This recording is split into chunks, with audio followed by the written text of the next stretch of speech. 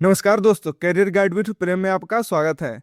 आइए आगे शुरू करते हैं। आज फसलों खेती की ही पढ़ेंगे। आज दलहनी फसलों के बारे में पढ़ेंगे। दो तीन क्लास हो गया दलहनी फसलों का। और उसके बाद आज तक ही दलहनी फसल, इसके बाद सरसों परिवार में पढ़ा जाएगा। और सरसों परिवार में सरसों राय तोरी उसके बारे में पढ़ेंगे। उसके बाद आगे का पढ़ेंगे। ये चैप्टर लंबा है तो आप लोग पढ़ते चलिए। इससे आपको एग्जाम में 15 से 20 नंबर आ जाएगा, तो इसको ध्यान से पढ़िएगा। बहुत सारे क्वेश्चन इससे आते हैं। सबसे अच्छा टॉपिक यही है, चैप्टर यही है, बहुत ज़्यादा नंबर आता है। देखिए आज का टॉपिक हमारा है चन्ना। चन्ना का पेड़ देखिए ये है। आइए आगे देखते हैं। पढ़िए थ्योरी को अच्छा से। चना हमारे भोजन का एक प्रमुख अंग है। हम अपने दैनिक जीवन में चना को विभिन्न रूपों में उपयोग करते हैं, जैसे दाल हो गया, छोले हो गया, बेसन हो गया, बेसन से बने स्वादिष्ट मिठाइयाँ हो गया एवं नमकीन हो गया, हरा साग हो गया, हरा चना हो गया, सत्तू इत्यादि। साग के रूप में भी चना का उपयोग किया जाता है। चना के पौधे को साग बनाया जाता है। चना के हरे पत्ते में मेलिक अम्ल तथा साइट्रिक अम्ल पाया जाता है, जो शरीर के रक्त को साफ करता है। शरीर को रक्त के साफ करने में मेलिक अम्ल और साइट्रिक अम्ल बहुत फायदेमंद होता है। आइए देखते हैं। साथ ही साथ पेट जनित बीमारियों में भी लाभकारी होता है। तो पेट में जो बीमारी होती है, प्रॉब्लम होती है, उसमें भी चना खाने से लाभदायक होता है। चना में 18 से 22% प्रोटीन, 61 से 62% कार्बोहाइड्रेट तथा 4.5% वसा तथा 28 ग्राम mg कैल्शियम, 28 mg कैल्शियम, जो 100 ग्राम में इतना दिया रहता है। 100 ग्राम में इतना mg कैल्शियम होता है। 301 mg फास्फोरस, 12.3 mg आयरन, लोहा आयरन कहते हैं, प्रति 100 ग्राम में पाया जाता है। 100 ग्राम में इतना mg कैल्शियम, फास्फोरस तथा आयरन पाया जाता है। चना का फसल मिट्टी में 41 से 134 किलोग्राम प्रति हेक्टेयर की दर से वायुमंडलीय नाइट्रोजन स्थापित करता है। तो मिट्टी में जब आप फसल को रोपते हैं तो इतना दर से 1 हेक्टेयर में 41 से 134 हेक्टेयर प्रति वायुमंडलीय जो होता है ना, नाइट्रोजन स्थापित करता है। तो चना के प्रभेद के अनुसार होता है। सब चना अलग अलग प्रकार के भी होते हैं। तो आइए आगे देखते हैं। जो कि बाद में बोई जाने वाली फसल के लिए लाभकारी है। चना का भूसी पशुओं के लिए पौष्टिक चारा के रूप में उपयोग किया जाता है। जो चना के बाद कटाई धोने के बाद जो उसका भूसा बनता है, वो भी चारा के रूप में उपयोग किया जाता है। चना की 1 हेक्टेयर फसल से 25 से 30 क्विंटल फसल अवशेष प्राप्त होता है। जो चना का जो 1 हेक्टेयर फसल से चना की 1 हेक्टेयर फसल में 25 से 30 क्विंटल फसल अवशेष प्राप्त होता है, जिसका उपयोग पशु आहार के रूप में करते हैं। चना से बहुत सारे आहार भी हमको मिलता है चना से। इसका उत्पत्ति देखिए। इसका उत्पत्ति अफगानिस्तान माना जाता है। आइए आगे देखते हैं। वितरण क्षेत्र में विस्तार। चना के विस्तार कहाँ का है? चना की खेती लगभग 71 लाख हेक्टेयर भूमि में की जाती है। बिहार में 71 लाख हेक्टेयर भूमि में की जाती है, जिससे 57.5 लाख टन चना की उपज प्राप्त की जाती है। चना की उपज कितना प्राप्त की जाती है बिहार में? 57.5 लाख टन। जबकि बिहार में इसका इतना औसत क्षेत्रफल पर हेक्टेयर भूमि पर जो 12 इतना कुल दलहनी क्षेत्र का होता है, जो 60,613.8 हेक्टेयर हो, है ना। इतना क्षेत्र पर बिहार में इसका खेती की जाती है। जो पूरे दलहनी फसल की कितना है? 12.62% है कुल दलहनी फसलों का। तथा उत्पादन 72,412 मेगा टन होता है। पूरे बिहार में 72,400 मेगा टन दलहनी फसलों में इसका चना का उत्पादन होता है। जो पूरे दलहनी फसलों का कितना हो गया? 15.04% हो गया। इस फसल की खेती गंगा और यमुना के ऊपरी बेसिन में करते हैं। इसके अलावा इसकी खेती राजस्थान, मध्य प्रदेश तथा महाराष्ट्र में करते हैं। बिहार में इसकी खेती मुख्यतः कौन कौन जिला में होता है ये देखते हैं। पटना, भभुआ, गया, रोहतास, औरंगाबाद, भोजपुर, लखीसराय, नालंदा, भागलपुर, इस सब में चना की खेती की जाती है। जहानाबाद में करते हैं तथा ताल क्षेत्र में चना की खेती सर्वोत्तम रूप से की जाती है। आइए देखते हैं मिट्टी एवं जलवायु। चना की खेती के लिए कैसी मिट्टी चाहिए? इसकी खेती सभी प्रकार की मिट्टी में की जा सकती है, लेकिन धनहर क्षेत्रों में भारी मिट्टी वाली भूमि इस फसल के लिए अत्यधिक उपयुक्त होते हैं। धनर क्षेत्र का मतलब हो गया धान वाली, जहाँ धान के उत्पादन होता है, जहाँ पानी लगता है उसको धनर क्षेत्र कहता है। जहाँ पानी अच्छा लगती है, जहाँ नमी रहती है उसको धनर क्षेत्र कहते हैं। तो वहाँ इसकी उपज अच्छी होती है। ठंडे मौसम में रबी में चने की खेती करते हैं तथा 15 से 25 सेंटीग्रेड तापमान इसके वनस्पति विकास के लिए उचित पाया जाता है। जब रबी के मौसम में जब इसकी उत्पादन होती है तो 15 से 25 सेंटीग्रेड तापमान वनस्पति विकास के लिए जो उचित माना जाता है। सस्य क्रिया में ये जुताई कुराई देखते हैं, इसका खेत की तैयारी कैसे की जाती है। खेत की तैयारी, आगत खरीफ एवं धान की कटाई के बाद खेत की अविलंब तैयारी जरूरी है। पहली जुताई मिट्टी पलटने वाले हल से व दूसरी जुताई कल्टीवेटर से करके पाटा देकर खेत को समतल करना चाहिए। पाटा जो उसको सर कहते हैं, ढेंगा बोलते हैं उसको, जो गांव ग्राम में जाने होगा जानते हुए, ढेंगा से उसको सर करते हैं। उन्नत प्रभेद, आइए अब चना के प्रभेद को बारे में जानते हैं। चना दो प्रकार का होता है, एक देसी चना होता है और एक काबली चना होता है। और प्रभेद के नाम सब, जो प्रभेद होता है वो ऑब्जेक्टिव पूछ लेगा और एग्जाम में बहुत इंपॉर्टेंट होता है। अब जब 2 नंबर पूछेगा तो उसमें लिख दीजिएगा तो आपका नंबर दे देगा। इसमें जो एग्रीकल्चर होता है ना, इसमें आप थ्योरी से ज़्यादा इसका एग्जाम्पल लिख दीजिएगा। थ्योरी एकदम छोटा लिख दीजिएगा, क्वेश्चन भी उतार दीजिएगा और एक लाइन जोड़ दीजिएगा, मात्र एक शब्द ही जोड़ दीजिएगा। लेकिन इसका जो प्रकार होता है, जिसमें जैसे खरीफ फसल हो गया तो उसमें कौन कौन फसल पाया जाता है, उसमें धान पाया जाता है तो वो धान लिख दीजिएगा, कपास पाया जाता है तो लिख दीजिएगा। सीधे आप लिख दीजिएगा धान, खरीफ फसल खरीफ मौसम में उगाई जाती है, और कपास धान एग्जाम्पल लिख दीजिएगा तो आपको नंबर मिल जाएगा। और एग्जाम्पल नहीं लिखिएगा और कितना बड़ा भी आंसर लिख दीजिएगा तो नंबर नहीं देगा। तो आइए आगे देखते हैं इसको, प्रभेद के नाम। देसी चना के प्रभेद के बारे में जानते हैं। बुआई का समय, पकने की अवधि, औसत उपज कितना होता है, और उसका साइज के बारे में जानते हैं कैसा होता है, सब देखिए। देसी चना में हो गया JCP 105, जो ये प्रभेद के नाम है, ध्यान रखिएगा। तो बुआई का समय इसका क्या हो गया, 1 से 30 नवंबर तक इसका बुआई हो जाती है। ये कितने दिन में पक जाते हैं, 140 से 148 दिन में। तथा औसत उपज कितना होता है, इतना कुंटल प्रति हेक्टेयर में होता है, 22 से 25 कुंटल प्रति हेक्टेयर में होता है। जो इसका दाना का साइज होता है, दाना किस प्रकार का होता है वो देख लीजिए। मध्यम साइज का दाना होता है, उगटा होता है, जल गलन रोग से प्रति सहनशील होता है। जल ग्रहण रोग होता है उसमें प्रति वो उसका झेला हुआ होता है, वही लिखा है। दूसरा हो गया JCP 92 से 3, जो उसका बुआई का समय हो गया 1 से 30 नंबर हो गया। जो पकने की अवधि 135-40, 18 से 20 दिन, औसत कुंटल से छोटा दाना होता है, अवरोधी होता है। तो पूसा 256 हो गया, इसका भी देख लीजिए। सिर्फ इसका प्रभेद का नाम जो ये इम्पोर्टेंट है, इसका ये औसत ही पूछेगा। तो आप प्रभेद का नाम ये ध्यान में रखिएगा। जैसे JG 14 हो गया, पूसा 362 हो गया, ये सब चना के प्रभेद का नाम है। PG 186 हो गया, पूसा 372 हो गया। आप काबली चना के बारे में देख लीजिए, जिसमें शुभ्रा हो गया, जो 15 अक्टूबर से 15 नवंबर तक रोपाई होता है। 135 से 145 दिन में ये तैयार हो जाती है, और इसका उपज होता है 18 से 20 दिन में। 18 से 20 कुंटल प्रति हेक्टेयर इसका उपज होता है। ये साइज होता है बड़ा दाना। ये भी देख लीजिए, BG 1053, HK 94 से 134, सब देख लीजिए। प्रभेद का नाम ध्यान में रखिएगा। आइए आगे देखते हैं बीज दर। रोपाई के समय बीज कितना डालना चाहिए 1 हेक्टेयर में, वो देखिए। देसी चने के लिए बीज दर 75 से 80 किलोग्राम प्रति हेक्टेयर होना चाहिए। 75 से 80 केजी प्रति हेक्टेयर में, 1 हेक्टेयर में 75 से 80 केजी बीज को आपको छींटना चाहिए, रोपना चाहिए, तब आपका अच्छा होगा। बड़े दाने एवं काबुली चने के लिए 100 केजी हेक्टेयर का प्रयोग करना चाहिए। जब बड़े दाना होता है तो 100 केजी, बड़ा दाना जब बड़ा दाना होगा तो अति नंबर ऑफ पीस कम ना जाएगा, इसलिए उसको ज़्यादा बढ़ाकर रोपना चाहिए। तो 100 केजी प्रति हेक्टेयर का प्रयोग करना चाहिए। ये देखिए बीजोपचार, ये बीजोपचार कैसे करते हैं ये देखते हैं। बुआई से 24 घंटे पूर्व 2.2 ग्राम फफूंदनाशी दवा जैसे डाइफोन्टान अथवा थीरम अथवा कैप्टान के प्रति किलोग्राम बीज को उपचारित करना चाहिए। इतना 24 घंटे में इतना ग्राम फफूंदनाशी, 2.5 ग्राम फफूंदनाशी दवा जैसे डाइफोन्टान अथवा थीरम अथवा कैप्टान, इस सब का कोई भी एक का 2.5 ग्राम प्रति किलोग्राम बीज में, 1 किलो बीज में इतना ग्राम, ये तीनों दवाओं से कोई एक उसको उपचारित करके बुआई करना चाहिए।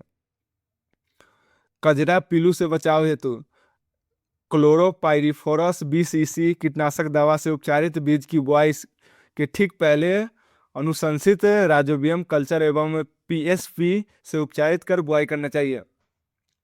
जो कजरा कुल्लू होता है, पिल्लू जो एक रोग होता है, उससे बचाव के लिए जो क्लोरोपाइरिफॉस 20 ऐसे कीटनाशक दवा है ना, जो उससे उपचारित किया हुआ बीज होगा, उसको बुआई से ठीक पहले इतना से अनुशोषित राइजोबियम कल्चर एवं पीसी से उपचारित करके तब उसको रोपना चाहिए।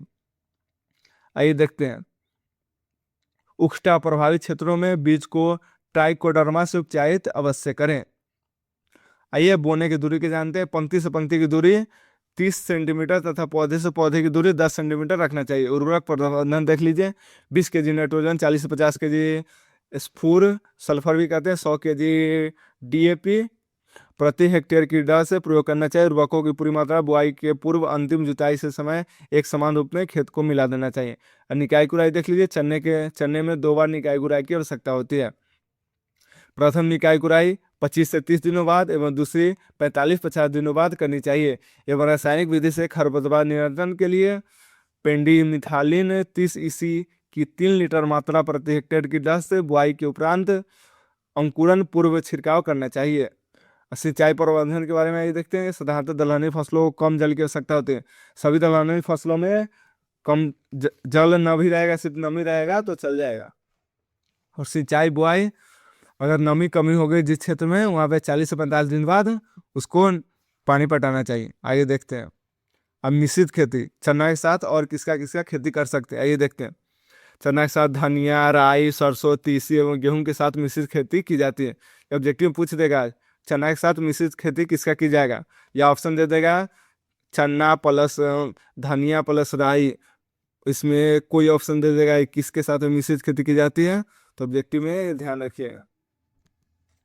चने के साथ धनिया के अंतर्वर्ती खेती करने से फली छेदक का प्रकोप कम हो जाता है। फली छेदक एक कीड़ा होता है जो फली में छेद कर देता है, उसको एक रोग माना गया है। तो अगर आप धनिया के साथ रोपाई कीजिएगा तो उसमें उसका प्रकोप कम हो जाता है। आइए आगे देखते हैं। देखिए कीट प्रबंधन के उपाय दिया हुआ है। जैसे फसल चना के बारे में पढ़ रहे हैं, और रोग के नाम क्या हो गया, चना की फली छेदक। तो चना में होता है जब फल फट जाता है, जब वो दाना बन जाता है, छिमी बन जाता है, तो उसके फल में छेदक एक कीड़ा उसमें छेद कर देता है, अंदर खा जाता है। जो कारा के नाम हो गया वो क्या हो गया, हेलिकोबरपा आर्मीजेरा। और इसका लक्षण क्या हो जाएगा, जब ये रोग होगा तो लक्षण क्या हो जाएगा, कीट की छोटी शिशु या पीलू इधर उधर पट्टियों में घूमकर फूल तथा फली में पहुंचकर उसमें छेद करके खाती है। उसमें फली के शिशु का जो होता है मलमूत्र भी उसमें पाया जाता है। और इसका प्रबंधन कैसे कर सकते हैं, चना की फसल के कटते ही खेत को अच्छी तरह जुताई कर देना चाहिए। जब चना की फसल काट लीजिएगा तो उसको अच्छी तरह जुताई करके, और ग्रीष्म ऋतु में अधिक धूप होता है तो उसमें वो मर जाएगा अपने आप। या दवा का प्रयोग करना चाहिए। फेरोटेम टैप का प्रयोग करके 10 टैप प्रति हेक्टेयर की दर से खेतों में करना चाहिए। और अत्यधिक प्रकोप होने पर, जब उस कीड़ा का अत्यधिक प्रकोप हो जाएगा तो क्विनल फॉस 20 ऐसी दवा 2 लीटर प्रति हेक्टेयर की दर से छिड़काव करना चाहिए। देखिए दूसरा रोग हो गया चना का उकठा रोग, जो किसके कारण होता है, फ्यूजेरियम ऑक्जीपोरियम। फ्यूजेरियम ऑक्जीपोरियम के कारण होता है।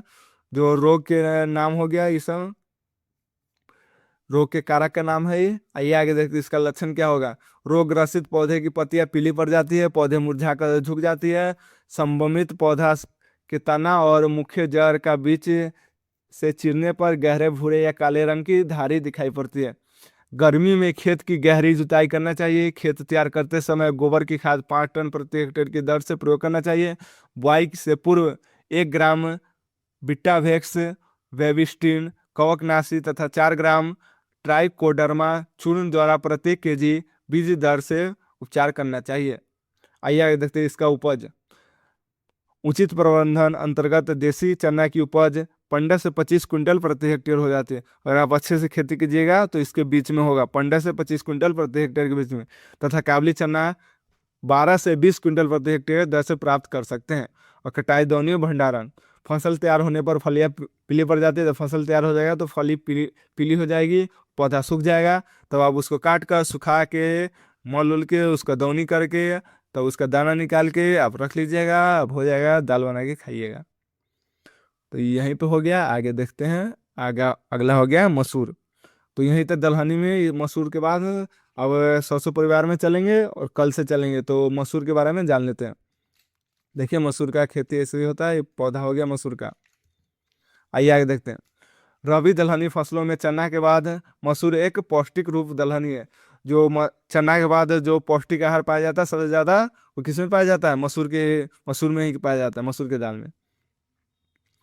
बिहार के ताल क्षेत्रों का यह एक प्रमुख फसल है। मसूर के दालों में 24 से 26% प्रोटीन, 57-60% कार्बोहाइड्रेट, 1.3% वसा तथा 3.2% रेशा, 59 mg calcium, 300 mg phosphorus, 7 mg iron प्रति 100 ग्राम में पाया जाता है।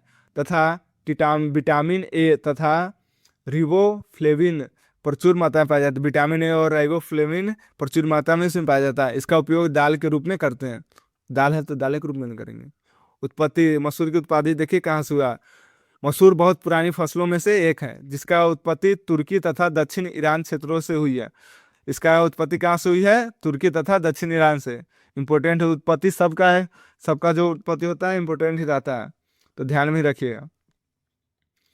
इसके बाद इसका प्रवेश यूरोप, भारत तथा चीन में हुई। इसकी खेती उसो उपोष्ण कटिबंधीय से जलवायु से लेकर शीतोष्ण कटिबंधीय जलवायु तक की जाती है। इसका विस्तार कहाँ है? आइए देखते हैं वितरण और विस्तार क्षेत्र के बारे में। मसूर की खेती मुख्यतः बिहार, मध्य प्रदेश, उत्तर प्रदेश तथा पश्चिम बंगाल में होती है तथा भारत में उत्पादित मसूर का 85% उपज इन्हीं क्षेत्रों में से होता है। पूरे भारत में जो मसूर का उत्पादन होता है इन्हीं चारों राज्य में से 85% होता है, और बाकी 15% और जो बचा हुआ थोड़ा थोड़ा होता है, तो उसको काउंट नहीं किए यहाँ पे। जबकि बिहार में इसका औसतन क्षेत्रफल 1,58,154 हेक्टेयर है। जो मसूर का खेती इतना हेक्टेयर में की जाती है। जो पूरा दलहनी फसलों का कितना हो गया? 32.91% हो गया। इतना पूरा माने कि जितना जैसे 100 हेक्टेयर में खेती की जाती है दाल की, जिसमें से 32.99 हेक्टेयर में सिर्फ मसूर की खेती की जाती है। तथा जो इसका उत्पादन होता है वह 1,72,790 मेगा टन होता है। जो मान लीजिए 100 कुंटल उत्पादन हुआ पूरे बिहार में, तो इसका सिर्फ मसूर का कितना हो गया? 35 कुंटल हो गया, 35.9 कुंटल। तो इसको परसेंटेज में दिया हुआ है। बिहार में मुख्यतः इसकी खेती पटना, पूर्वी तथा पश्चिमी चंपारण, भभुआ, औरंगाबाद, गया, नालंदा, नवादा, रोहतास में होती है। खेती के लिए उपयुक्त मिट्टी एवं जलवायु। इसकी मिट्टी एवं जलवायु को बारे में जानते हैं। यही जलवायु देखते हैं। इसके पौधे के समुचित विकास के लिए सर्वोत्तम तापमान 15 से 25 सेंटीग्रेड पाया जाता है। मसूर की खेती के सभी प्रकार की मिट्टी में की जाती है, लेकिन बलुई, दोमट तथा भारी मिट्टी में खेती अच्छी उपज देती है। जहाँ बलुई मिट्टी होगा या दोमट मिट्टी होगा वहाँ अच्छा उपज होगा। मसूर की खेती वहाँ उपज अधिक होती है। और शस्य क्रिया के बारे में जानते हैं, जैसे भूमि की तैयारी। आगत खरीफ फसल एवं धान की कटाई के बाद खेत की तैयारी शुरू कर देते हैं। पहली जुताई मिट्टी पलटने वाली हल से, वह दूसरी जुताई कल्टीवेटर से करके भुरभुरी करते। इसके बाद पटा देकर खेत को समतल बना लेना चाहिए तथा जल निकास का व्यवस्था करते हैं। अब देखिए इसका प्रभेद के बारे में जान लीजिए। ये सब बुआई का समय, पकने की अवधि, औसत उपज जो होता है, अभियुक्ति, ये सब पढ़ लीजिएगा। प्रभेद के देख लीजिए। PL 406, IPL 408, मल्लिका के 75, अरुण PL 77 से 12, PL 639, HUL 57, KLS 218, नरेंद्र मसूर 1, शिवालिक L 4076। ये सब आप प्रभेद के नाम ध्यान रखिएगा। आइए आगे देखते बीज दर।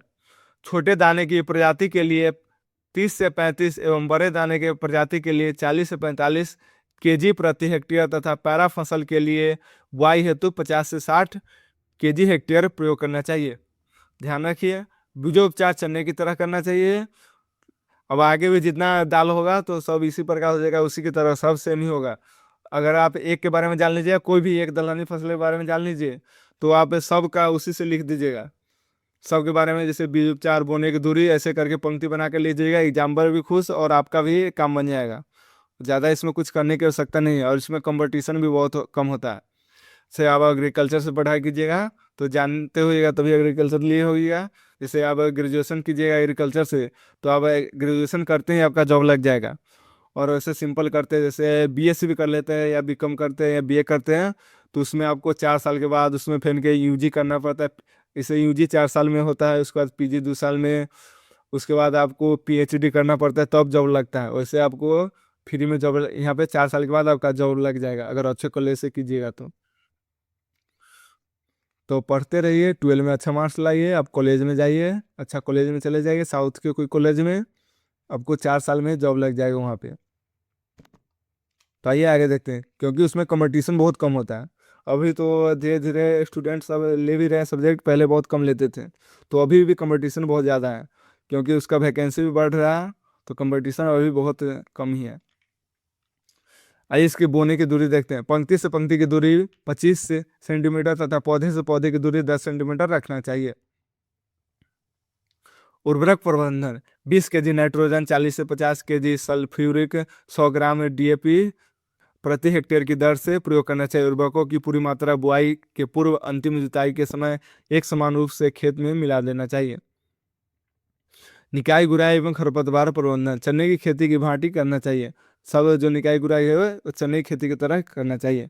और इसका सिंचाई कैसे करना चाहिए? चने की तरह ही करना चाहिए सिंचाई भी, मिश्रित खेती। और इसमें किस किस के एक साथ कर सकते हैं?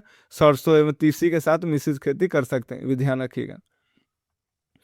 आइए इसके बारे में कीट प्रबंधन के बारे में जान लेते हैं। जैसे मसूर में हो गया स्तंभ मूल संधि गलन रोग। जो रोग किसके कारक के कारण होता है वो देखिए, स्क्लेरोटियम रोल सफाई, जो जिसका लक्षण हो गया पौधे की शैशव अवस्था में ही पत्तियां धीरे धीरे पीली होकर मुरझा जाती है, पौधे की स्तंभ मूल संधि क्षेत्र पतली हो जाती है एवं उसमें सफेद रंग की फफूंद का जाल दिखाई पड़ती है।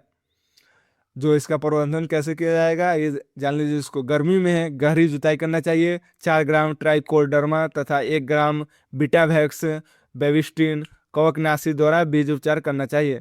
5 टन प्रति हेक्टेयर गोबर की खाद से खेत तैयार करते समय प्रयोग करना चाहिए। आइए अब कटाई दौनी प्रबंधन करते हैं। फसल तैयार होने पर फलियां पीली पड़ जाती है, तो पौधों को काट कर सुखा कर धूप में रख के दौनी करवा कर तना निकाल कर कोठी में डाल दीजिएगा। चैप्टर यहीं पे समाप्त हो जाता है। तो अच्छा लगेगा तो सब्सक्राइब कर दीजिएगा। सब्सक्राइब ना कीजिएगा, सब्सक्राइब कर दीजिएगा, आपके लिए वीडियो बनाया है।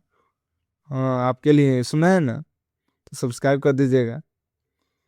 ज़्यादा लड़का नहीं रहता है, सोचे बना लें, आपका मदद कर दें। तो धन्यवाद, गुड नाइट, सो जाइए, चाहे पढ़ते रहिएगा, एग्जाम टाइम आ गया था।